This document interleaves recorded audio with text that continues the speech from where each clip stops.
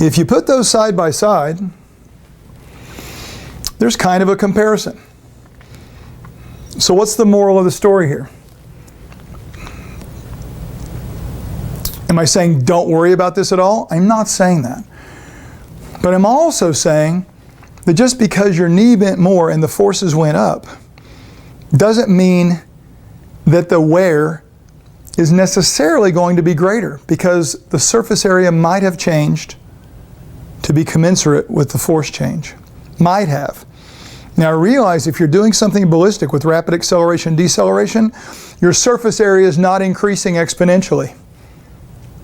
So when you do something super rapidly, when you jump, when you land, you've chosen to create a scenario where there's no way surface area can keep up. I'm not saying don't jump, don't land, because that's typically required of sports. What I am saying is if you're trying to get fit, if you're helping people lose weight and they weigh 300 pounds and you're doing jumping activities, well, if they're 300 pounds, I bet there's a valgus situation. Let's add to it this situation. And are you telling me jumping is the best way to burn a calorie? Are you telling me jumping is the best way to lose adipose tissue? Are you telling me jumping is the best way to improve the output of the musculature? To improve the mass of the musculature, because muscle mass burns calories?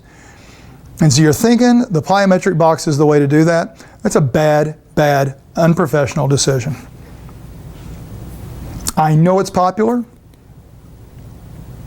Just because coaches have done that forever in an attempt to prove someone's ability to jump doesn't make it remotely intelligent for the average real-life person trying to get fit, unless you are very anti-Patella Femoral Joint.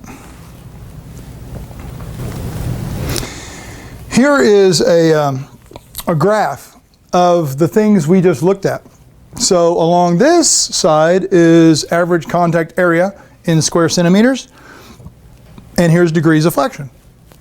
Now it only goes up to 90, even though the research went on to 135.